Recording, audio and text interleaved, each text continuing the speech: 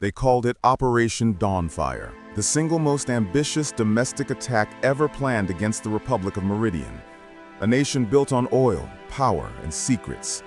But beneath that illusion of control, something darker brewed, a conspiracy funded by the very men sworn to protect it. It started with a missing technician, John Cage, gone 2 days before his shift at the National Energy Command Center, the heart of Meridian's entire power grid. Police called it burnout. His wife said it was fear. But his last message, "If they find me, tell my son the truth's in the blueprints." For months, whispers echoed through government corridors. Foreign infiltration, hacked systems, money transfers routed through offshore banks tied to parliamentary names. But no one spoke, because the people funding it weren't terrorists. They were ministers, powerful, untouchable, and desperate to rewrite the nation before elections.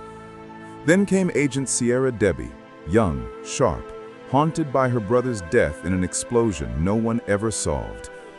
While decrypting a secure network, she stumbled on something she wasn't meant to see, a hidden protocol, a countdown labeled Phase 1.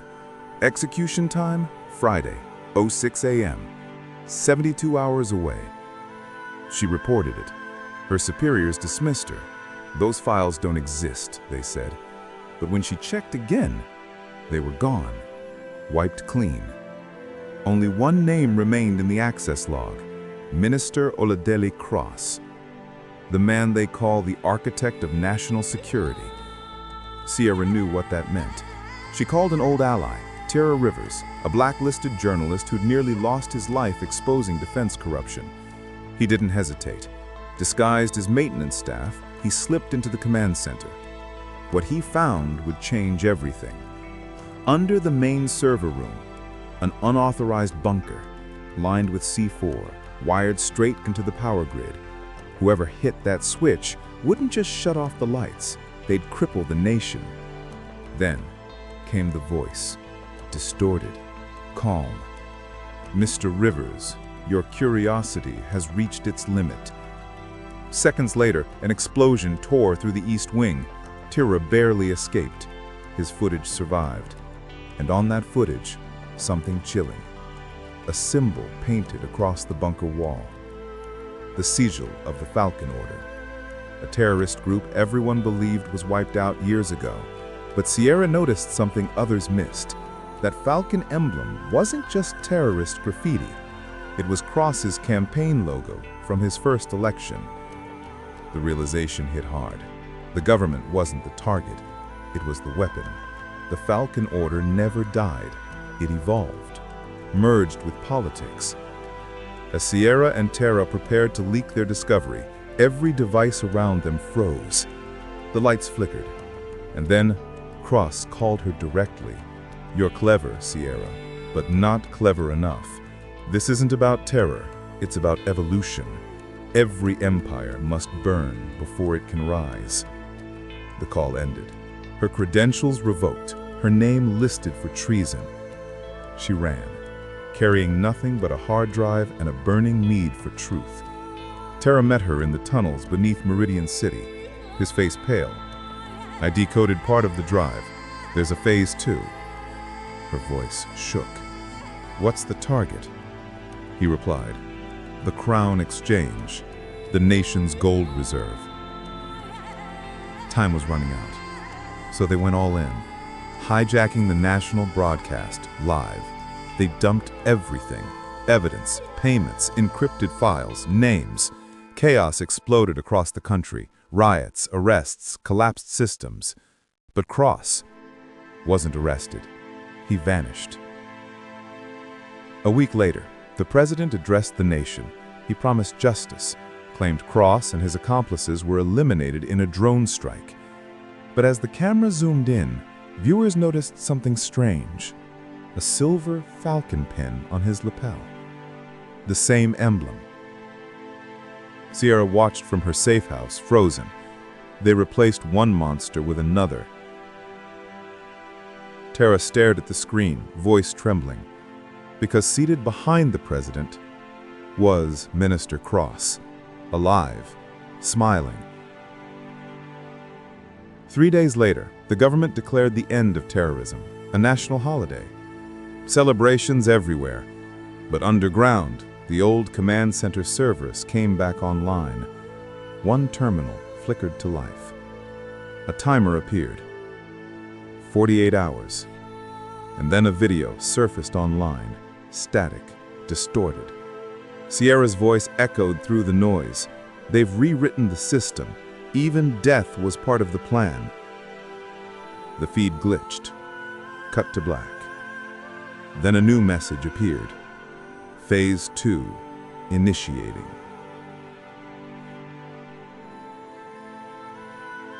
When greed wears the mask of patriotism, the line between savior and destroyer disappears. The ones who promise protection may be the ones lighting the fuse. They said Phase 2 was a myth, a ghost protocol.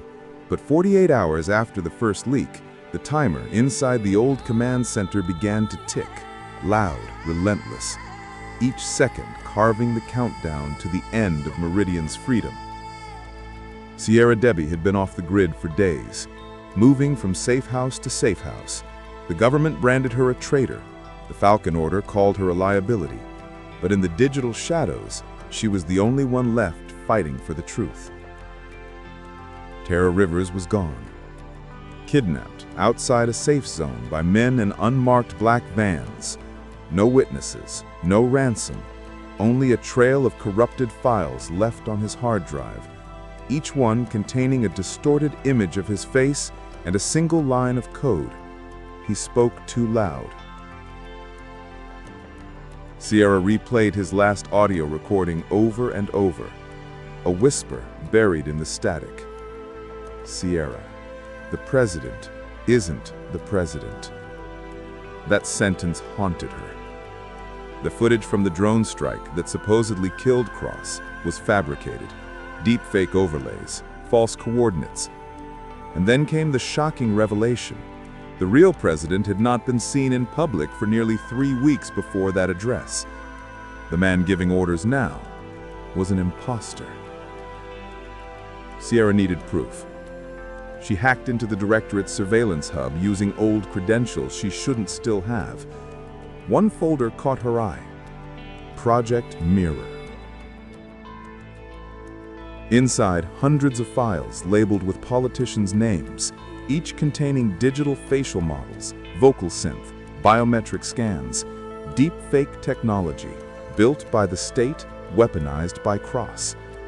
And at the center of it all, one encrypted video marked Shadow Presidency, Final Brief.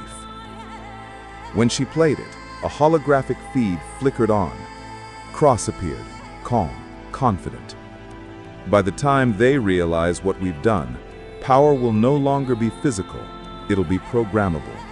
Identity is obsolete. Control belongs to whoever writes the code. Then, behind him, she saw Tara, bound, alive, staring directly at the camera. The feed cut out. Ciara's pulse spiked. She decoded the metadata and traced its origin, an underground facility near the Crown Exchange, Phase 2's location. She made her move, a forged badge, a stolen car, midnight rain, the city lights blinking like dying stars as she entered the restricted zone. Inside the facility, servers roared like thunder. Soldiers in falcon emblems patrolled the halls.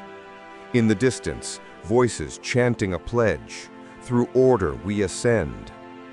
Then she saw it, the vault room. Glass panels, dozens of holographic displays projecting live feeds of world leaders, their faces flickering between real and fabricated. In the center, Kross stood beside the imposter president. "You're too late, Ciara," he said without turning. "The world doesn't run on democracy anymore. It runs on narrative, and I own the code that writes it." Ciara aimed her weapon. "You built an empire on lies. You'll die in one." But Kross only smiled. "You think this ends with me?" He pressed a button. The vault walls shifted, screens morphed, and suddenly, Tara's face appeared across every monitor. Your journalist friend made history. He leaked Phase 2 for us. Every device, every media feed, he's broadcasting right now. The screen showed Tara strapped to a chair, forced to read a false confession. The footage made it look like he had orchestrated the attacks, framing Ciara as his partner. The Falcon orders perfect scapegoats. Ciara's mind raced. She spotted a main control panel. If she could upload the original evidence, the real files, it could expose everything live. But the servers were protected by a biometric key. Kross's. With seconds to spare, she lunged at him. A brief struggle. A gunshot. The alarm screamed. The president's imposter fled. Kross dropped to his knees, blood soaking his shirt, smiling through the pain. "You think this ends with me?" he whispered. "Look outside." Through the glass, Ciara saw drones rising into the night sky, red lights blinking in formation over the Capitol. She slammed the key against the panel. Data streamed, screens flickered. Her upload began. 30%, 50, 70. Then, static. The entire system froze. A new face appeared on the monitor. Not Kross, not the president, someone else. A woman. Calm, cold, wearing the Falcon insignia like a crown. "Agent Debby," she said softly, "we've been watching your work. You're efficient. You adapt under pressure. Join us, or watch your truth drown in their lies." The drones outside hovered directly over the city, each carrying payloads armed and blinking. Ciara clenched her jaw. "You want control? Then you'll have to fight for it." She tore the drives from the console and ran. The explosion shook the ground before she even reached the surface. Hours later, emergency alerts flooded the airwaves. Unidentified drones detonated near the Crown Exchange. Dozens injured, communication blackout, government silence. No word from Ciara, no trace of Tara. Only one cryptic transmission found on a rogue satellite channel. Ciara's voice, faint but defiant. "If you can hear this, the shadow presidency has begun. Trust no screen, trust no speech. The truth is alive, but buried." The transmission ended. The signal vanished. They said Meridian was saved, but the city never felt safe again. Every broadcast, every speech, every leader's face questioned, because now no one knew who was real. And somewhere in the ashes of the Crown Exchange, a single message blinked on a broken terminal. Phase 3 initiated.